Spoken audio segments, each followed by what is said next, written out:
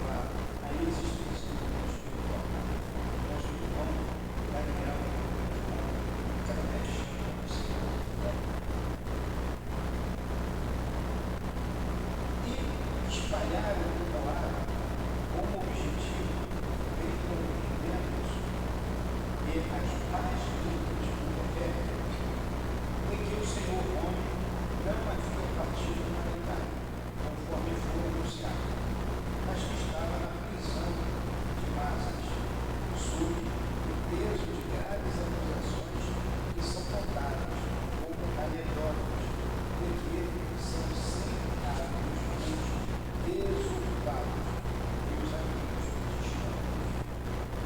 Podemos afirmar que nada há de verdadeiro em todas essas maquinações infernais. Temos à vista várias cartas do Senhor, datadas de Roma, de Nápoles, onde atualmente residem. Estamos, pois, em condição de provar aquilo que afirmamos. Bem, a razão tem os espíritos de afirmar que os verdadeiros demônios se acham entre os homens. Você vê que Allan Kardec era amigo de Daniel Goleman. E ele fica indignado com as coluna de levantadas em torno desse amigo. Esse homem nações não é diferente. Hoje não é diferente. A calúnia continua sendo uma arma daqueles que querem destruir os seus oponentes. Vejam ódios infundados, Até agora estava sem som? Até hoje, ainda no outro dia, eu estava lendo uma reportagem sobre o Daniel Douglas Home na internet, e a pessoa que escreveu, o Daniel Douglas Home estava levitando, ele estava a um meio metro, 1 metro do chão, e a crítica mordaz, dizendo que aquilo era fraude, um grande fraudador. Então o camarada hoje, contra isso, vai e diz que foi fraude. Baseado em que ele escreveu que aquilo era uma grande fraude? Em nada, em ilações. Porque ele não concorda, tem uma outra forma de pensar, um outro tipo de religião. As religiões todas conduzem para Deus quando bem praticadas pelos seus adeptos. E a gente não tem a pretensão nenhuma de fazer com que todos sejam espíritas. Nenhuma. Mas deveríamos ter o ponto em comum: Deus. E por que se degladiar? Por que criticar uma pessoa que professa a religião de maneira diferente? Todo mundo é livre para professar a religião que bem entendermos. Se ela me faz uma criatura melhor, essa é a melhor religião. Então, que o Daniel Douglas Home receba aqui o nosso carinho, onde quer que ele se encontre, receba a nossa gratidão pelos dias de dedicação a comprovar o fenômeno espírita. Que Deus o abençoe.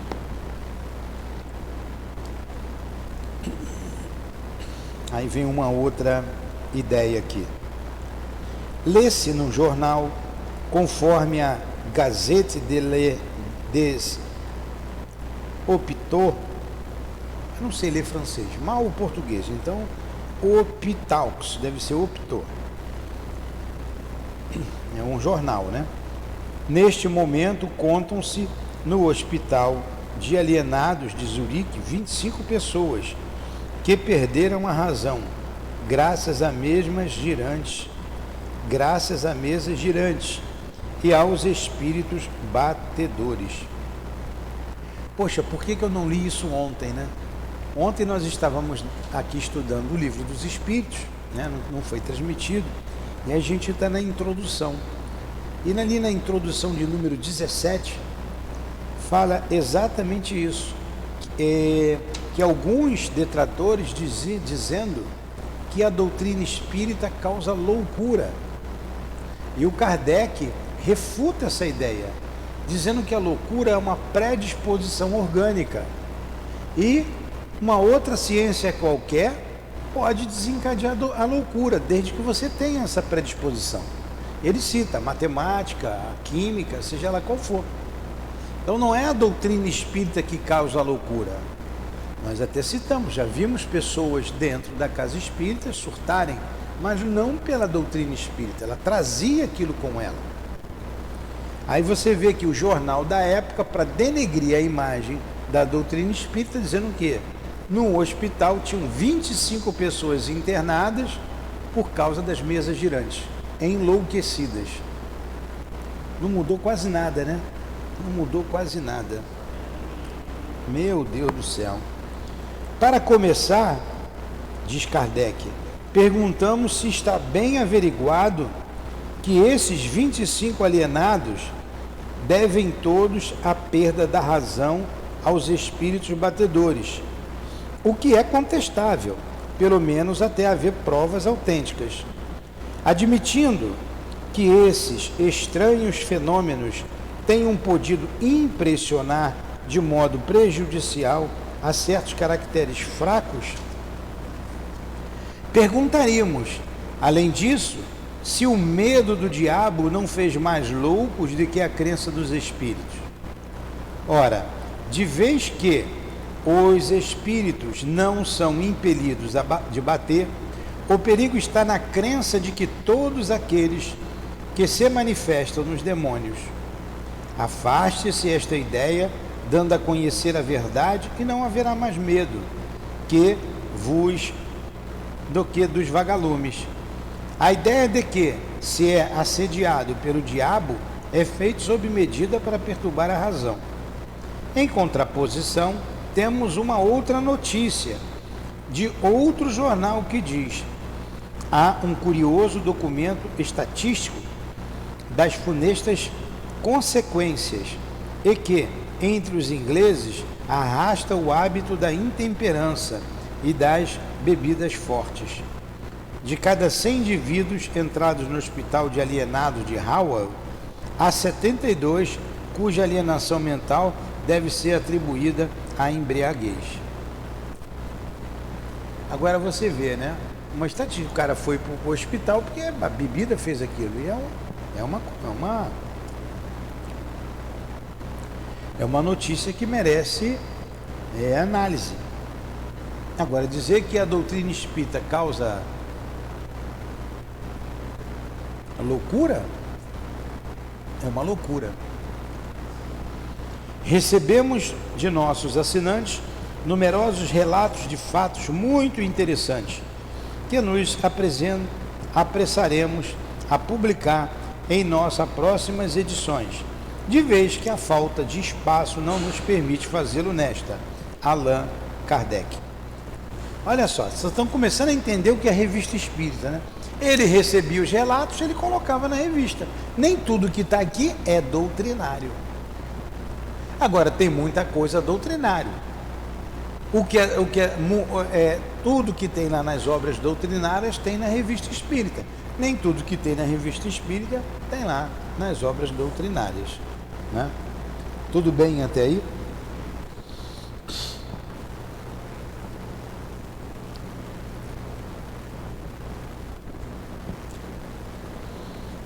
Vamos lá.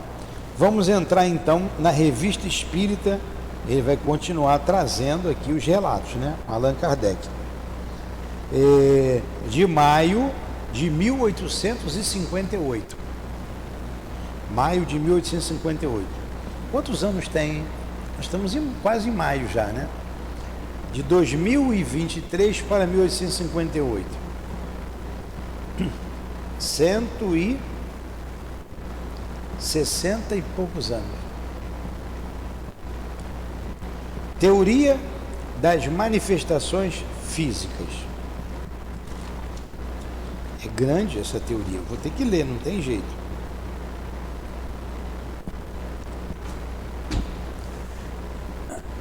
É fácil conceber a influência moral dos espíritos. 175, 175 anos. É fácil conceber a influência moral dos espíritos e as relações que possam ter com a nossa alma ou com o espírito em nós encarnados. Hoje em dia acontece isso aqui, é atualíssimo e vai ser sempre atual. Os espíritos sempre irão influenciar em nossas vidas, influenciam e continuarão a influenciar. Não tem como fugir disso. Eu não quero o espírito influenciando na minha vida, quem manda na minha vida sou eu. É quase que impossível, é impossível, porque você pensa e muitas vezes o pensamento vem à sua cabeça, não brota da sua cabeça. Aí você discernir, essa aí é uma questão. Então é fácil conceber a influência moral dos espíritos e as relações que possam ter com a nossa alma ou com o espírito em nós encarnado. Compreende-se que dois seres da mesma natureza possam comunicar-se pelo pensamento, que é um de seus atributos, sem o concurso dos órgãos da palavra. Já é, entretanto, mais difícil dar-nos conta dos efeitos materiais que eles podem produzir, tais como os ruídos, os movimentos dos corpos sólidos, as aparições e, sobretudo, as aparições tangíveis. Vamos tentar dar explicação segundo os próprios espíritos e segundo a observação dos fatos. Depois, pede.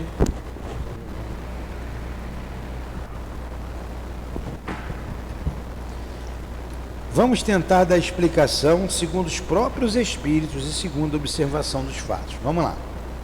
A ideia que fazemos da natureza dos espíritos torna, à primeira vista, incompreensíveis esses fenômenos. Diz-se que o espírito é a ausência completa da matéria, e pois que ele não pode agir materialmente. Ora, isto é errado. Interrogados sobre se são imateriais, assim responderam os espíritos: imaterial não é bem o termo, porque o espírito é alguma coisa. Do contrário, seria o nada. O espírito é alguma coisa, você não vê, mas ele é alguma coisa. É material, se quiser, mas de uma matéria de tal modo etérea que para vós é como se não existisse. Assim, o espírito não é uma abstração, como pensam alguns. É um ser, mas cuja natureza íntima escapa aos nossos sentidos grosseiros. Quando a pessoa vê um espírito, aí eu vejo o espírito. Na verdade, como eu estou vendo você, eu estou vendo o seu corpo, não estou vendo a sua alma. Você está de camisa aí, vinho, de uma bermuda azul, de tênis preto, eu estou vendo você, estou vendo o seu rosto. Quando alguém vê o espírito, ele vê o corpo do espírito, o corpo material, o perispírito do espírito. A pessoa não está vendo o espírito. O espírito é alguma coisa que nós não sabemos o que é, de que ele é feito. Então, quem criou foi Deus. É uma luz, é o que você quiser. Mas quem criou foi Deus. E que matéria é essa? Que essência é essa? Nós não sabemos. Mas sabemos que ele está envolto num corpo, assim como nós estamos envoltos num corpo carnal. Então nós estamos envoltos num corpo carnal, num corpo espiritual e somos espíritos. Qual a natureza do espírito? Não sei. Ele é alguma coisa. Se eu quiser chamar de matéria, eu posso chamar, mas não é igual essa matéria que a gente conhece, nem a do perispírito. A matéria do perispírito a gente já entendeu o que é, mas do espírito não.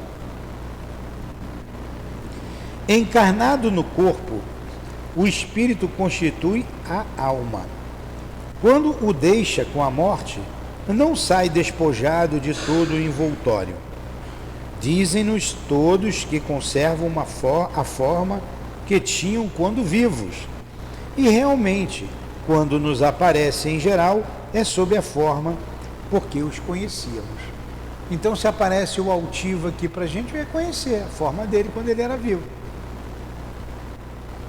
Aí tem um corpo, uma parte da matéria, que é o perispírito, que vai se materializar para a gente. Mas eu não vou conseguir ver o altivo espírito. O espírito, a essência. Mas sim o espírito envolto no corpo material, semimaterial, o perispírito. Observemo-los atentamente no instante mesmo em que deixam a vida. Acham-se em estado de perturbação. Ao seu redor tudo é confuso. Veem o próprio corpo inteiro ou mutilado, conforme o gênero de morte. Por outro lado, veem-se e sentem-se vivos. Algo lhes diz que aquele é o seu corpo, mas não compreendem como estejam separados. Os laços que os unia ainda não está, pois, rompido completamente. Dissipado, então, todo momento da morte há uma perturbação, mais ou menos longa, de acordo com a elevação do espírito. E ele, o espírito, é ligado ao seu corpo espiritual e o corpo espiritual ligado à matéria bruta, que é o corpo físico que nós possuímos. Na morte, enquanto esses laços não são desligados completamente, ele permanece em perturbação.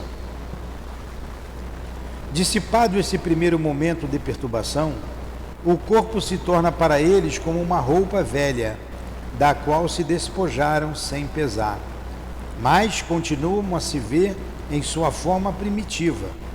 Ora, isto não é um sistema, é o resultado de observações feitas com inúmeros sensitivos.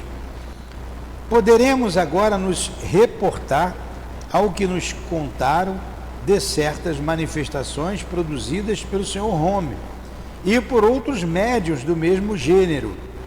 Aparecem mãos que têm todas as propriedades de mãos vivas, que tocamos, que nos seguram e que se desfazem repentinamente.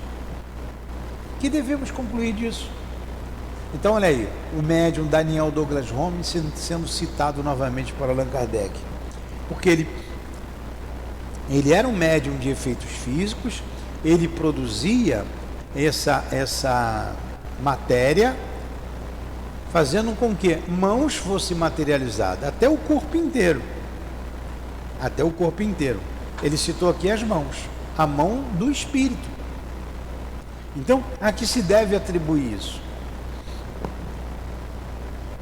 Ou concluir disso? Que a alma não deixa tudo no caixão. Se a alma pode se materializar, se o altivo pode se materializar aqui, ou a Neuza, queria ver a Neuza é gente boa, ou a Elvira, também serve, ou a Cidinha, ou a Lourdinha, melhor ainda. Se materializasse todos eles ao mesmo tempo, nós os veríamos como eles eram quando estavam na Terra. Isso mostra que a alma, ela não deixa toda a matéria no caixão, ela leva alguma coisa com ela, que é essa matéria sutil, o perispírito, que é possível, com a doação fluídica, com o ectoplasma, esse espírito se materializar, se tornar visível, como nós estamos aqui. Está entendendo? Está difícil isso? Vamos lá.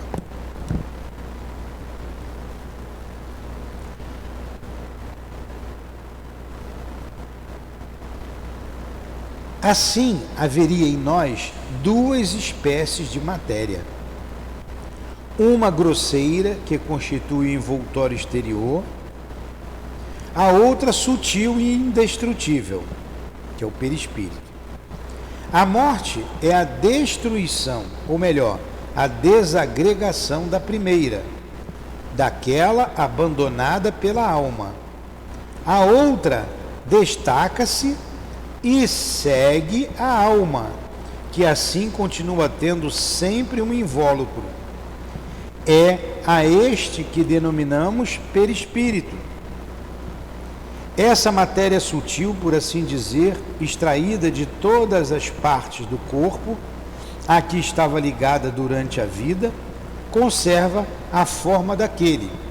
Eis porque todos os espíritos são vistos, e porque nos aparecem tais quais eram em vida. Mas essa matéria sutil não tem a tenacidade nem a rigidez da matéria compacta do corpo. É, se assim podemos dizer, flexível, expansiva. Eis porque a forma que toma, muito embora calcada sobre a do corpo, não é absoluta. Dobra-se à vontade do espírito, que lhe dá, conforme queira, esta ou aquela aparência, enquanto que o envoltório sólido lhe oferece uma resistência intransponível, desembaraçando-se desse entrave que o comprimia, o perispírito distende-se ou se contrai, transforma-se e, numa palavra, presta-se a todas as metamorfoses, de acordo com a vontade que sobre ele atua. Que aula boa essa daqui. O que ele está dizendo? Está dizendo que você tem um corpo e que você tem um outro corpo mais sutil, que é o perispírito, em que você é um espírito. Quando você morre, o corpo físico vai para o caixão. Essa matéria aqui, ela é rígida. Ela é rígida. Não tem como eu ficar, por exemplo, mais novo. Não tem. Posso cortar meu cabelo, fazer a barba, ter uma aparência melhor, mas eu não vou ficar com a aparência quando eu tinha 15 anos de idade. O espírito desencarnado, ele molda com o seu pensamento o corpo que ele tem.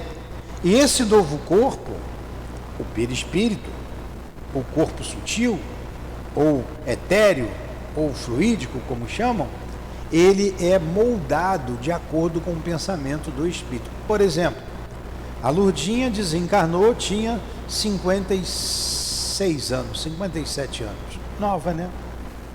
57 anos. Mas ela não quer aparecer com a aparência de 57. Ela quer aparecer com uma aparência quando tinha 15, 20 anos. Ela pode.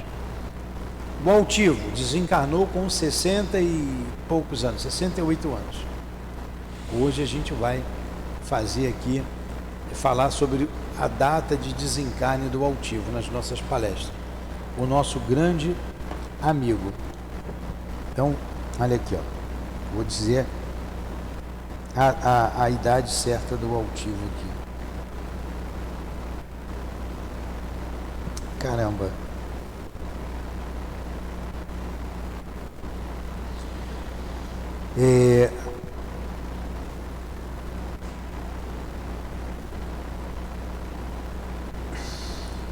Não é isso que eu quero aqui. Altivo Panfiro.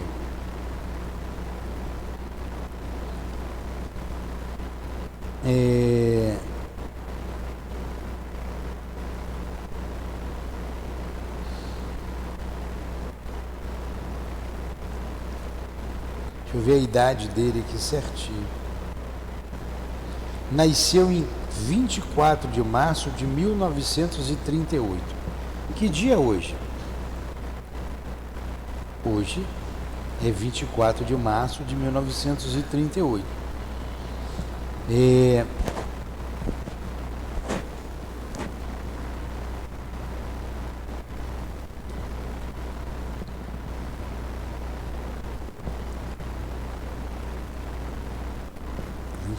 março de 1938. Enfim, eu vou arredondar aqui. Ele morreu, já tinha quase 70 anos de idade, certo? Hoje é dia 22 de março. 24 de março seria na sexta-feira, o dia do aniversário de nascimento do altivo. Então ele desencarnou, tem alguns anos, então 68 anos. que seja 70 anos, vamos arredondar para a gente entender o que eu quero dizer. Ele quer aparecer como quando ele tinha 20 anos. Ele não quer aparecer com a idade de 70 ou de 68, e sim com 20. Então ele fica com 20 anos. Porque o perispírito é flexível, expansível. São propriedades que o perispírito tem que a matéria que nós nos encontramos não tem. Ela é rígida. A outra matéria que envolve o espírito não é rígida, é flexível, é expansível, é penetrável. Então ela tem várias propriedades. É isso que ele está dizendo aqui. Prova a observação. Prova a observação.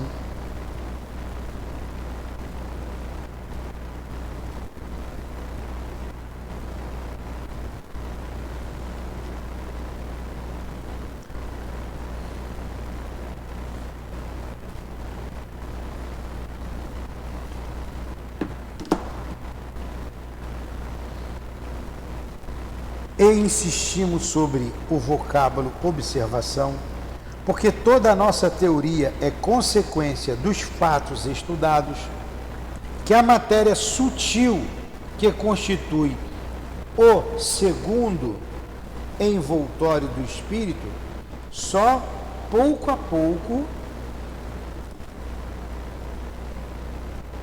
se desprende do corpo, e não instantaneamente. Assim, os laços que unem a alma e corpo não se rompem de súbito pela morte.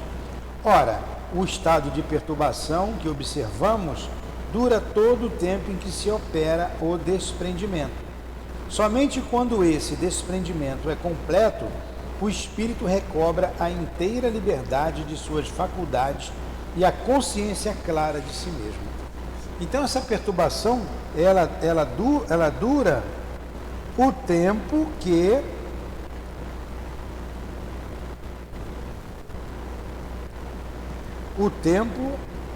o espírito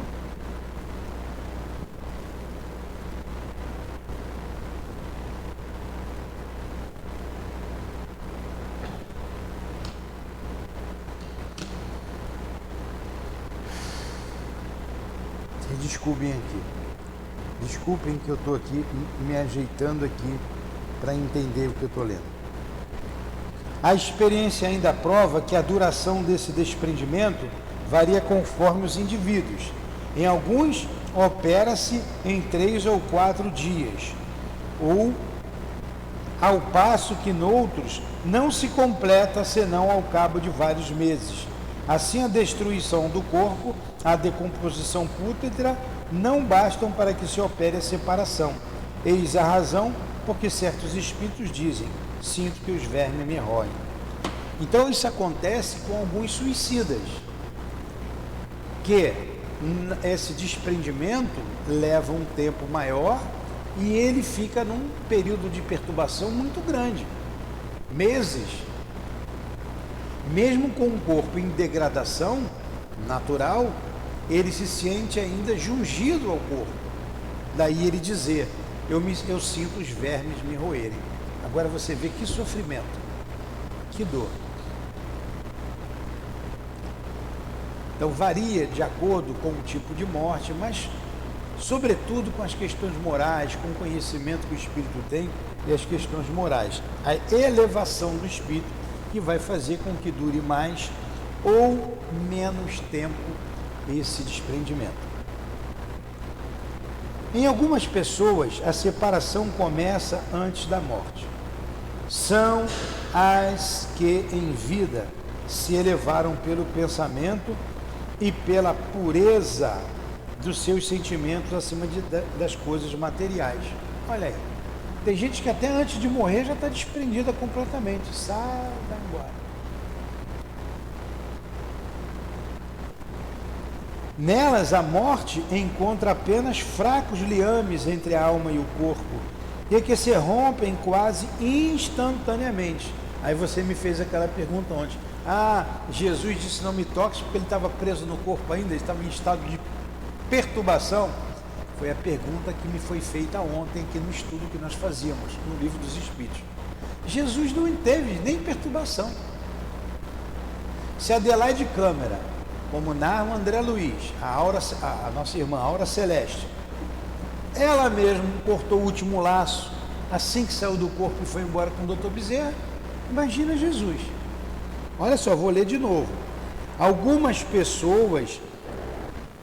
Em algumas pessoas, a separação começa antes da morte. A pessoa está muito doente, está ficando velhinha, cansada, sabe que vai morrer. São as que em vida se elevaram pelo pensamento e pela pureza dos seus sentimentos acima das coisas materiais.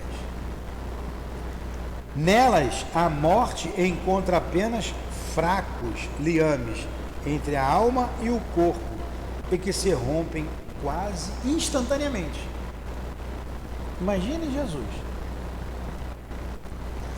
Quanto mais materialmente viveu o homem, quanto mais seus pensamentos foram absorvidos nos prazeres e nas preocupações da personalidade, tanto mais tenazes são aqueles laços. Parece que a matéria sutil se identifica com a matéria compacta e que entre elas se estabelece uma coesão molecular. Eis porque só se separam lentamente e com dificuldade. São os sensuais, suicidas, os homens que só viveram com o corpo físico. Nos primeiros instantes que seguem a morte, quando ainda existe união entre o corpo e o perispírito,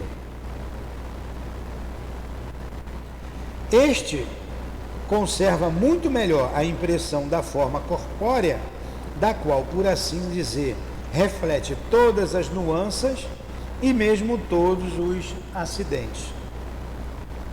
Eis porque um simpliciado nos dizia, alguns dias após a sua execução: se me pudesses ver, ver-me-ias com a cabeça separada do tronco.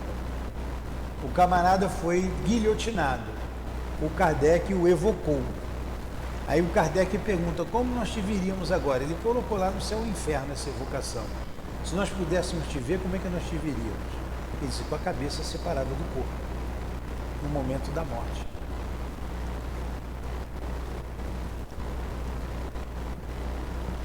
Um homem que tinha sido assassinado nos dizia: vede a ferida que me fizeram no coração.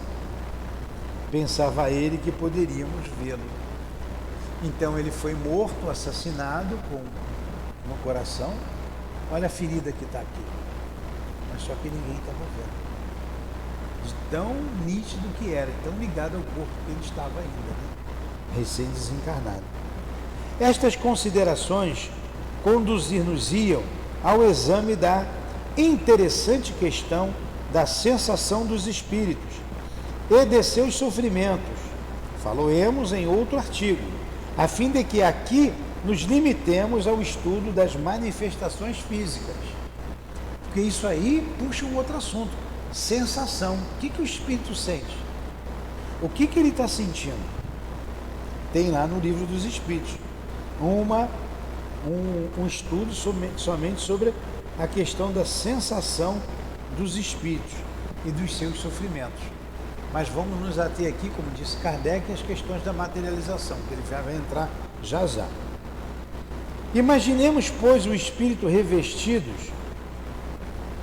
de seu envoltório semimaterial ou perispírito, tendo a forma ou aparência que possuiu quando vivo. Alguns até se servem desta expressão para se designarem. Dizem: minha aparência está em tal lugar. Evidentemente, são estes os manes dos antigos.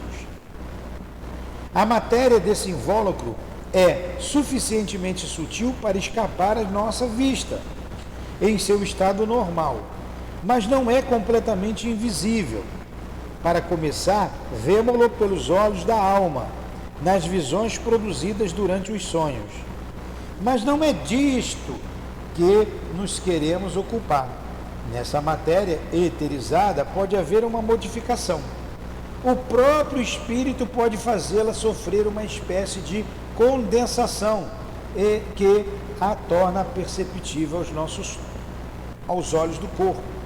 Quer dizer, o que nós acabamos de falamos ainda agora, a materialização do Baltio, das nossas amigas, da Lourdinha, isso pode acontecer.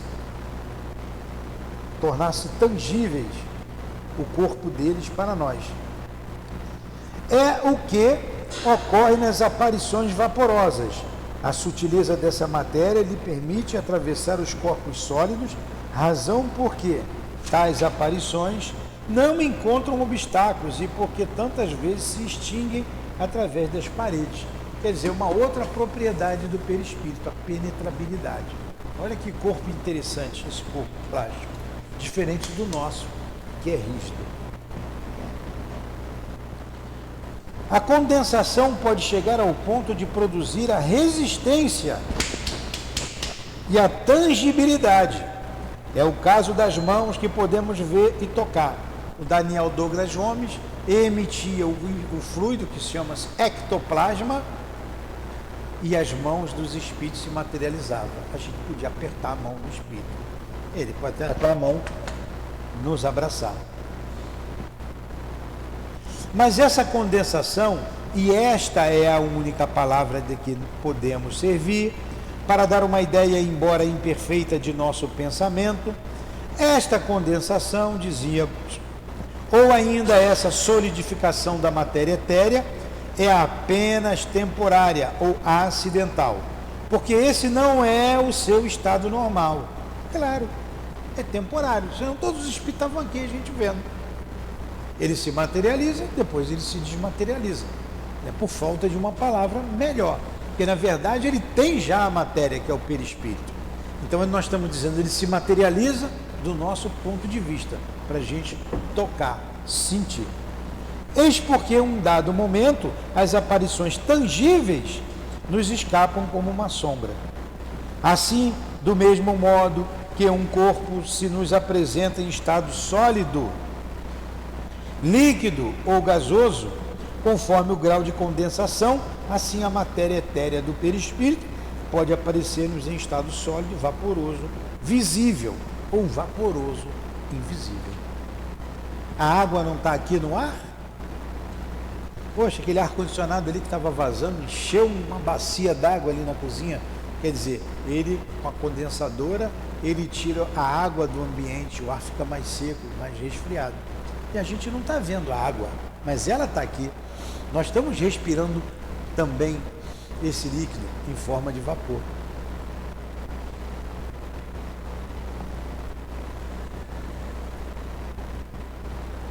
Vemos... Onde é que a gente parou? A mão aparente e tangível oferece uma resistência, exerce pressão, deixa impressões, opera uma atração sobre os objetos que seguramos. Nela há, pois, uma força. Ora, estes fatos, que não são hipóteses, podem levar-nos à explicação das manifestações físicas. Não vai dar tempo da gente estudar aqui o espírito batedor de Bergson, que é um exemplo que ele traz. Esse espírito aqui dava uma mãozada nas pessoas que iam lá na casa, visitá-lo na casa dele. Então você pode levar um tapa de um espírito. Você já levou tapa de espírito? Não sabe nem de onde veio, levou um tapão. Chega a ficar a marca.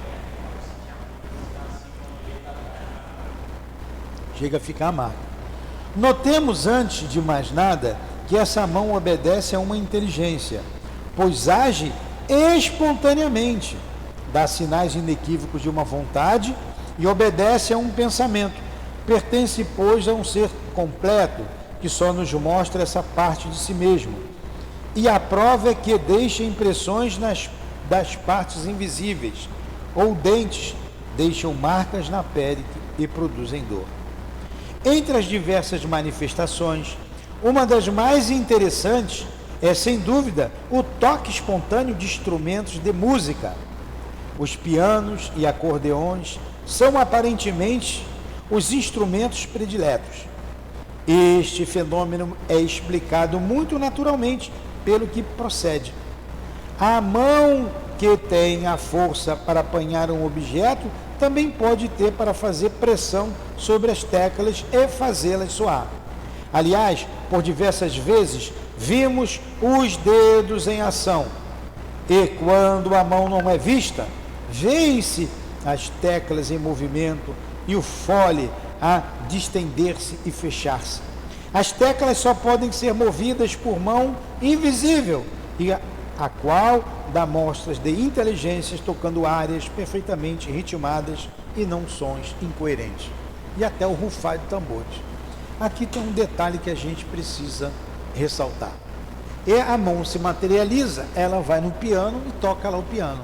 Estava lá o piano, bom, você vê as teclas afundando e tocando. Então, inicialmente, Kardec pensou que os sons eram provocados pelas mãos. Ele sentava no piano, mas não é. Ele fez aquilo ali, materializou e fez aquilo ali para dizer da manifestação do espírito aqui nos órgãos materiais. Mas ele faz tudo com pensamento. Com pensamento. Ele pega o fluido do médium, com o fluido que ele tem, ele toca a música, ele faz o barulho, ele faz o que ele quiser. Entendeu? Não precisa encostar no piano para tocar o piano. Isso aí lá na frente, lá nas outras revistas, ele vai falar isso. Ele fala isso no livro dos médiuns.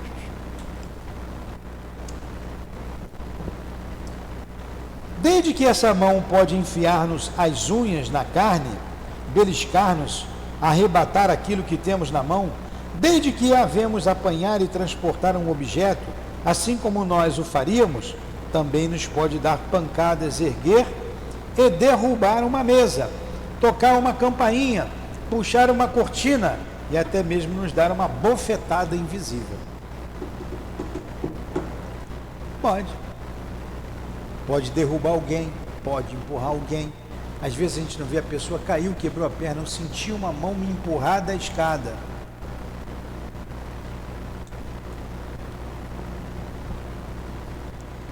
Perguntarão talvez como essa mão no estado vaporoso, invisível, pode ter mesmo a mesma força que no estado tangível. E por que não? Vemos o ar derrubar edifícios, o gás lançar projéteis, a eletricidade transmitir sinais, o fluido do ímã levantar massas. Por que seria menos poderosa a matéria do perispírito? Não é? Você pega fluido aí que move navio, o combustível não move motores. E que energia, se toda a matéria é energia condensada, por que a matéria perispiritual não poderia movimentar objetos? Mas não a queiramos submeter às nossas experiências de laboratório e às nossas fórmulas algébricas, principalmente pelo fato de havermos tomado os gases como termo de comparação. Não lhes vamos atribuir propriedades idênticas, nem computar sua força no mesmo modo, porque calculamos a do vapor. Até agora, ela escapa a todos os nossos instrumentos. É uma nova ordem de ideias, fora da competência das ciências exatas. Eis porque estas ciências não nos oferecem aptidão especial para as apreciar. Ah, mas a ciência não comprovou nada. Ela não tem como comprovar. E a gente não precisa da ciência que a gente conhece aí, material, para comprovar o fenômeno. Damos esta teoria do movimento dos corpos sólidos sob a influência dos espíritos, apenas para mostrar a questão sob todos os seus aspectos e provar que, sem nos afastarmos muito das ideias recebidas, é possível dar-nos conta da ação dos espíritos sobre a matéria inerte. Há, porém, uma outra que dê alto alcance filosófico, dado pelos próprios espíritos, e que lança sobre este problema uma luz inteiramente nova. Será melhor compreendida depois que a tiverem lido. Aliás, é útil conhecer todos os sistemas a fim de poder compará-los. Resta agora explicar como se opera esta modificação da substância etérea do perispírito. Por que processo o espírito opera? E em consequência do papel dos médios de influência física na produção desses fenômenos. Aquilo que, em tais circunstâncias, nele se passa, a causa e a natureza das suas faculdades, etc, etc. É o que faremos no próximo artigo. Então, como é que isso se dá? Muita coisa a gente adiantou aqui. O médium oferecendo o ectoplasma, o fluido. Aí acabou esse artigo, nosso tempo está acabando, mas eu vou, é pequenininho aqui.